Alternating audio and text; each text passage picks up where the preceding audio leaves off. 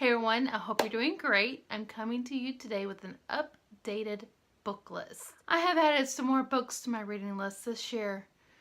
So it'll make about over 20 books I want to read this year. And most of the books are nonfiction books.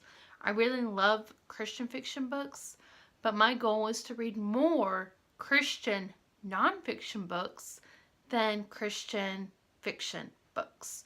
So I'm going to share with you 3 Christian fiction books I'm going to read this year. There's actually 4. I have 4 books I'm going to read this year. One isn't out yet. It comes out in May. And about maybe 5 Christian books I've added to my list. So first, the fiction book. The first book I want to read this year, Christian fiction book, is In This Moment by Karen Kingsbury. I've actually already started this book. I've read the first chapter, and I'm going to finish reading it this year. Karen Kingsbury is one of my all-time favorite Christian fiction authors. I've had this book here by Francine Rivers, Bridge to Haven, for a while. And as you can see, I've already started reading it. I've been working on this book for a while. It's been a good book. It just takes me a while to get through big books like this. So this is Bridge to Haven by Francine Rivers. I'm going to finish this year. Then I have another book. I've never read this author, but I really liked what the description said on the back. And so I'm going to read this book this year, True to You, A Bradford Sisters Romance by Becky Wade. I think I like this book because I really like the girl's dress on the front, and that's why I bought it. So there's her dress on the front. Oh, I want that dress so bad. But this is about a girl who is a genealogist, and she meets a Navy SEAL who's trying to find out about his family. Their opposites attract, and they realize that they're the perfect match. So I love stories like this. So I'm going to read this year. And the 4th book I'm going to read is, I believe it's called Honeysuckle Dreams by Denise Hunter. It's a continuation of a series that she's written, and it comes out in May. And I'm going to get that book once it comes out because I love her books. Now, the Christian nonfiction books I have added to my list are In Bloom by Kayla Amy. This is a book about feeling inadequate and having insecurity and having abiding confidence in Christ. This just came out. I found it at Barnes & Noble.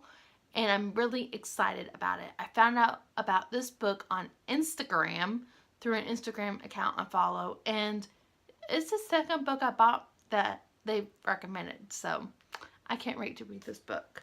This book I've had for a long, long time. It's called What Do I Know About My God by Marty Collier. It goes through the character of God and gives you verses. And they're actually short little chapters, and this will be perfect for a devotional. I might even do this as a devotional as my devotionals this year.